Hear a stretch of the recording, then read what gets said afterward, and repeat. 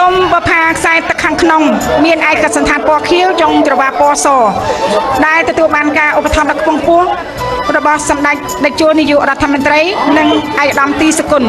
រីឯខ្សែទឹកខាងក្រៅកំពូលតេជោសែនជ័យឧបត្ថម្ភដោយឯកឧត្តមគង់អៀងកំពូលតេជោសែនជ័យស្ថិតនៅក្នុងវត្តរតនបុប្ផារាមព្រែកអញ្ចាញមុខកពូលខេត្តកណ្ដាលឃើញថាឥឡូវនេះហាក់ដូចជាចាហាក់ដូចជាទី1គឺជាទូកគូទី113ចាឯឆ្លងផុតបន្តិចនេះគឺជាទូកគូទី117 118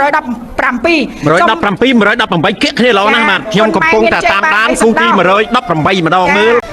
ក្លាហោមចាសខេបញ្ញោតន្ត្រី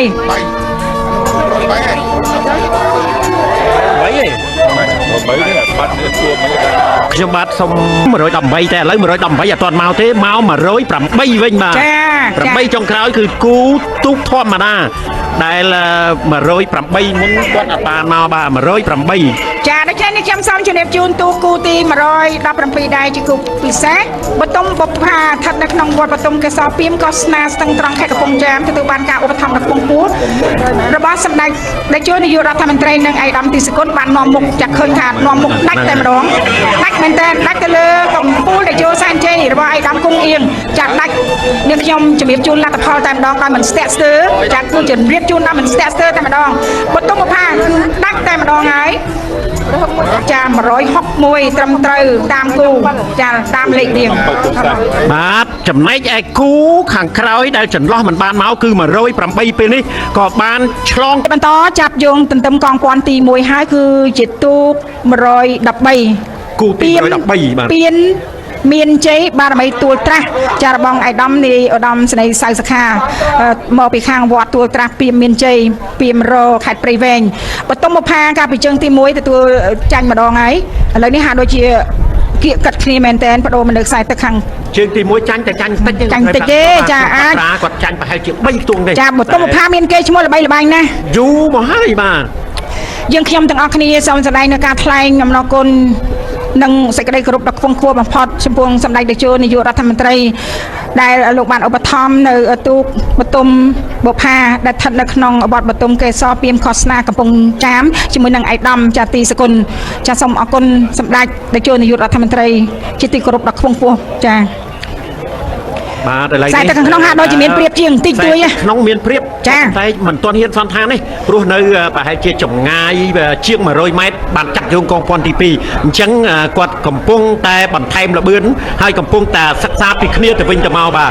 ចិត្តចាប់យកកងពាន់ទី2ឃើញថាក្បាលទូនឹងលូតជាងតិចតួចហើយក្នុងលូតតិចតួចហើយបាទក៏ប៉ុន្តែមិនទាន់ថាយ៉ាងម៉េចទេបតុមបុប្ផាបន្ថែមល្បឿនយកជ័យជំនះវិញដើម្បីទូទាត់សងជើងទី1ចា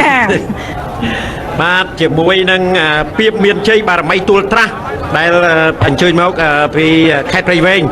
តែពេលនេះឃើញថាបតុមបុប្ផាកំពុងតែដកម្ដងបន្តិចហើយបាទជើងទី1នោះក៏ចាញ់តែតិចតួចទេបាទជើងទី2បាទឥឡូវនេះដក5 6 7ខ្ទង់ហើយជាមោទនភាពណាស់របស់បតុមបុប្ផាម្ដងនេះឈ្នះច្រើនចាជំនះបាទចិត្តបាទនៅជាងពាក់កណ្ដាលទូកចាជាងពាក់កណ្ដាលទូកនៅសល់ប្រហែលជា4 5ខ្ទង់ទៀតដាច់ហើយបាទសូមអបអរសាទរជាមួយនឹងបតុមបុប្ផាដែលជួយមកពីខេត្តកំពង់ចាមទន្ទឹមគ្នាល្អមើលមែនតើចាបើសិនជាបងប្អូនមើលតាមទូវិញគឺមើលឃើញថាល្អណាស់ចាល្អណាស់គឺអាចថា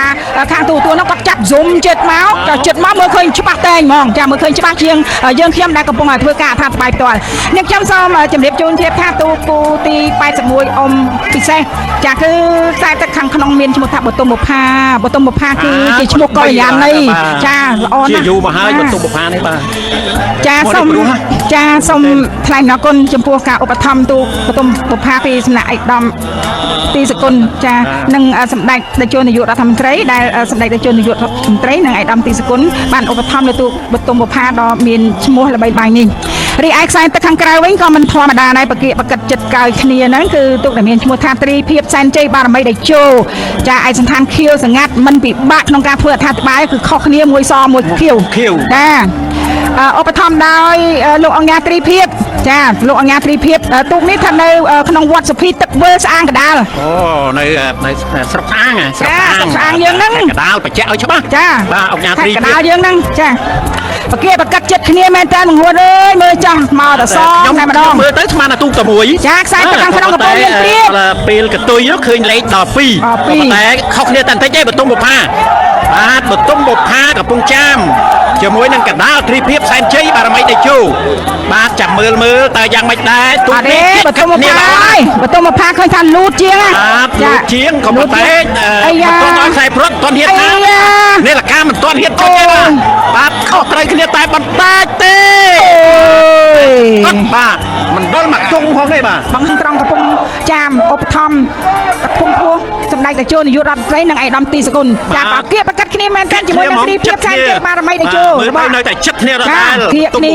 ជាមួយនឹងទ្រីភិបសែនជ័យបារមីតេជោ បងប្អូនជាទីគោរពកុំព្រិចភ្នែកជួយមើលគ្នា តាមដានទាំងអស់គ្នាបាទតើយ៉ាងម៉េចដែរខ្សែទឹកខាងក្រៅបតុមបុប្ផាល្បីយូរហើយបាទបតុមបុប្ផានេះនៅតាមបាទ អាយ៉ាលើកពីឈ្នះ